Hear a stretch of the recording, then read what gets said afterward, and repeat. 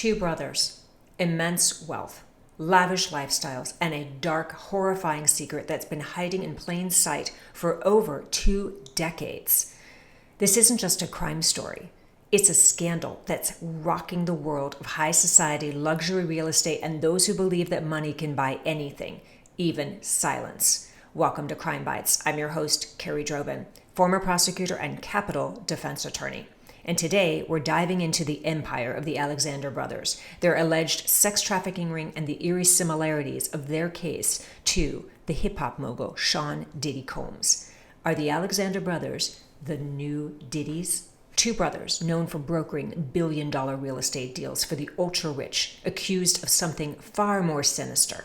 They were the gatekeepers of high society, penthouse parties, celebrity connections, private jets, and limitless power. But what was lurking beneath the surface? According to federal prosecutors, the Alexanders weren't just selling real estate. They were running a high-stakes underground operation of abuse, drugs, and violence against dozens of women for over 2 decades. I mean, that boggles the mind. How do they get away with it?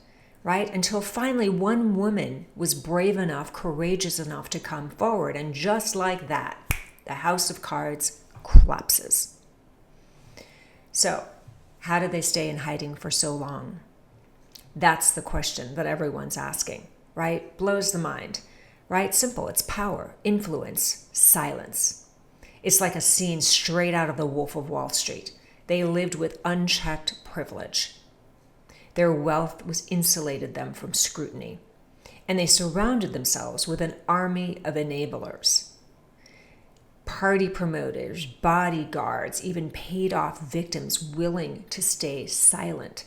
I mean, women were flown in under the guise of lavish vacations. They were given luxury accommodations and, prosecutors allege, drugged into submission, just like Sean Diddy Combs. So how, in a digital age, does somebody maintain a hidden empire of abuse?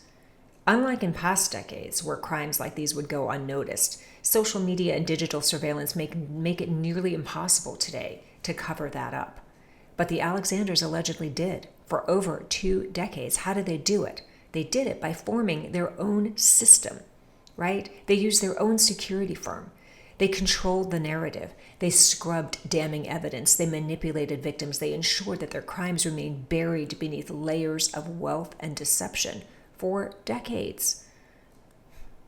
So what were some of the key similarities and differences between the Alexanders and Diddy? Well, the comparisons are unavoidable, right? Both cases involve immense power, allegedly using their status to create a twisted playground of abuse. Both relied on drugs, manipulation, coercion, and enablers, right? They've been accused of not just committing crimes, but of crafting an entire system to help them disguise it and entrap and silence their victims. But the key difference, well, I mean, of course, Diddy's crimes, right? I mean, they're tied to the music industry, and his victims are allegedly up-and-coming artists. Under the guise of high-end real estate is how the Alexander brothers lured their victims. But the women were drawn into a world of wealth and excess, some willingly, others unwillingly, until it was too late. Both cases share another chilling detail: trophies. Yep, this is the hallmark of serials, right? Serial rapists, serial killers, they all take trophies. And in Alexander's case, they allegedly recorded all of their victims. Same in Diddy's, right? They took videotapes of them, right? Maybe for blackmail, maybe for power. I mean, these were performances, and they wanted to rewatch them. Maybe they liked the thrill of reliving their victims' pain, right? That's oftentimes something that serials will take as trophies. So what is the psychopathy of brothers who commit crimes? Right? It is really rare to have 2 psychopathic siblings, but it's not unheard of, right? They kind of egg each other on. It is a phenomenon. It's the shared psychopathy where you have one dominant brother who sort of eggs on the other brother until they escalate each other's depravity to a level that's almost unheard of and unimaginable.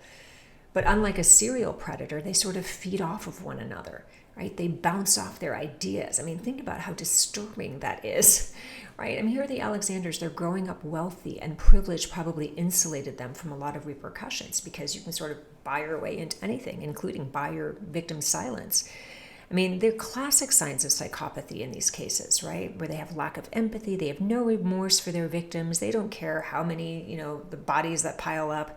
They don't care about being caught because they've already had decades of buying their victim's silence. They manipulate them. They create a facade of legitimacy while preying on their victims. I mean, these are all classic signs and symptoms of psychopathy. And they escalate their behaviors, right? They're thrill seekers. They don't really care about danger, or any type of limitations on their sense of control. And then control and obsession is another one. They love that. They love to be able to control their victims. Their victims are just playthings, right? I mean, these are performances. These are rehearsals. These are things that they're recording. I mean, are they psychopaths? Well, that's really for the experts on the courts and the juries to decide. But if the allegations are true, they certainly fit that profile of two psychopaths. But here's the other sort of shocking twist to the Alexander's case. And maybe it's actually similar to Diddy's case, but I mentioned the enablers, right? Their parents, the Alexander parents. I mean, shame on them, right?